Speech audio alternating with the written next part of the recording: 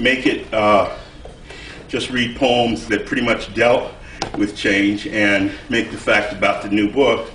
This is the book, 10 Stories Down from Foothills, with which many of you are familiar. My last book, Like a Dry Land, A Soul Journey Through the Middle East, was also done at Foothills. And ironically, proves the need for change to the extent that many of the things that I wrote back here in the early 2000s are still very much true about the Middle East situation. And someone asked me today when I said, well, if this is going to be 100,000 poets for change, what kind of change? And so I kind of paused, but I think that the change that we need most in this world is a healing, okay? We need to stop the rage. We need to stop the anger. We need to kill the fear.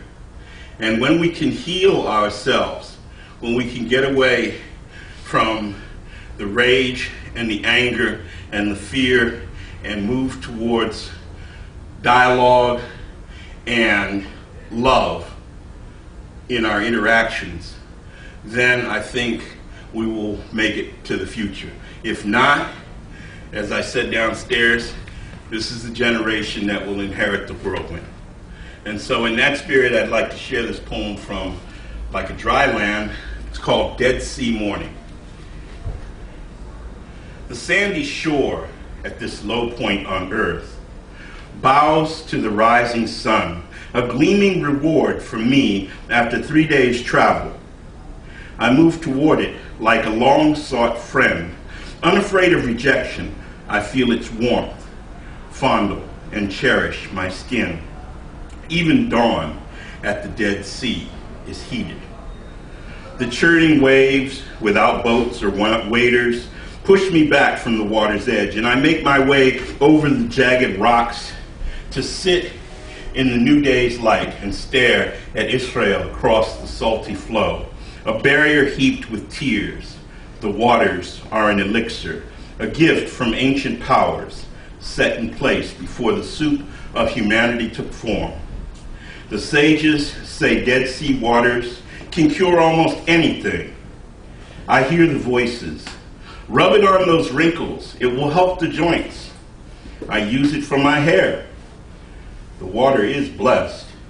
Popular declarations echo in memory. Excuse me. The water is blessed. Popular declarations echo in memory. I stare across at the barred Israeli shore with deepest regret. The waters do not heal the human heart.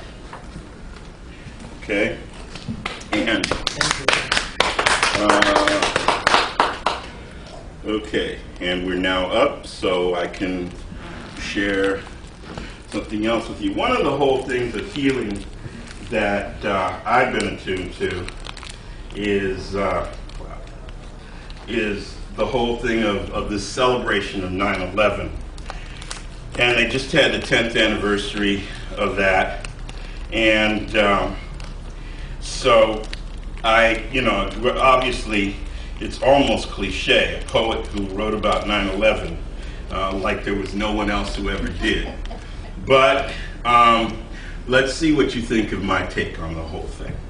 This is called simply 9.11.11. She picked the scab off her wound. America bled for all to see. A trickle from the crude resurrection, not as much as 10 years before. The wound was old, stale, yet the pain she claimed was fresh, gathered in trust like pearls from an oyster, as if grief were the only inheritance. As if grief were the only inheritance we were meant to share, yet spared no memory to erase the crimes and misdemeanors done to balance justice's weights. Iraqi dead, wounded Afghans, hidden American military coffins, sheltered remnants in VA hospitals and homes, men and women lost in mind and body, mirror of the ravages left behind, lives and livelihood, and her children who lost their sense of compassion because they were urged to forget everything except the day she got the wound. So those who love her most looked hard at the scab-less place, the dreaded scar, waited for her to relive the pain. They winced and mourned the once pristine flesh.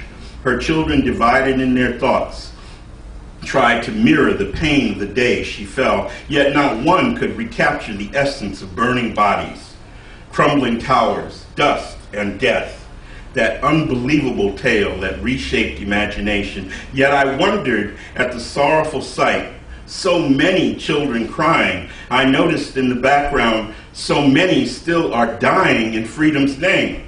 As liberties fade in the face of fear, in the midst of mourners, I said a prayer to heal the pain's product, cried inside that her soul might be redeemed, to let the scab disappear without a mark. Okay, I don't want to exceed my time, so is that, you said 5 to 7, right? Yeah. That's about it. Well, if you have one more, you could do 4. I got one more. Okay. That I got. Okay. Okay, I'll let, we got an audience. I'll let the audience choose. You want to hear another America poem, you want to hear a China poem, or you want to hear a Middle East poem? I'd like to hear a China. Okay, I was let's going do to a say Middle China. East. Since we're having this UN thing this week. Okay, we'll do a China poem. Or maybe you could do both. You've got a divided audience here. Half of us wanted it. Right?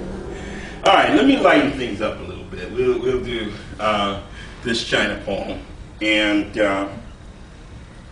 from the new book. And when I went to China, and some of you, I don't know, I should say some of you, but I don't think anyone up here really knew. You might have known that I went, but I've never said anything about when I went. When I went to China, I was invited by the Chinese government, and I went there not even knowing one word of Chinese. Not even, I was fairly certain where China was on the map, but that's about the level of it, okay? And I was assured by government officials that I didn't need to know a word of Chinese because my students, graduate students, speak perfect English, and everything would just be fine, and everything is just going to be wonderful, and life is good. That was my first lesson about China, okay? Because none of that happened. And so what happened was, here you have this man, and he had his moments of comedy, the man being me. And this poem from the book, called A Friend Indeed, is about one of those comic moments. A friend indeed. I swore I would never do it, but I danced around that drugstore 3 days after I arrived in China, where English is gibberish to the ear. I hopped on one leg, dramatized knee soreness, grabbed at wrist, elbow, and pointed at joints, pulled my hands apart swiftly, flashed fingers to mimic flames, aches searing in my time-worn sinews, wheeled about in wobbly circuits less gracefully than an elephant on a ball, in hopes the clerk might understand pain is global. Yo wow, the only Chinese word I knew, means I want. I need, I yelled in the tongue brought with me. Le ne meant, mouthed with exaggeration. No understanding showed. Blank stares, smiles, amusement, unfamiliarity. And I needed to be understood, heard, cared for. Yet only entertained the woman behind the counter who called her workmates to join the Jolly Spectators choir. I began to feel that even God, who enjoys a good joke, saw the bitter joke in a 350-plus pound, 6-foot man screeching nonsense to Chinese ears as he flounced like a bulbous ballerina. Perhaps I can be of assistance, came over my left shoulder. I became aware of the preciousness of the familiar. The words broke through the spell of the pain and embarrassment, and for a few seconds blotted out the Mandarin musings of the chorus. Linneman, I said, perhaps too loud, turned into an understanding gaze. Oh yes, said a man about my age and height, over here.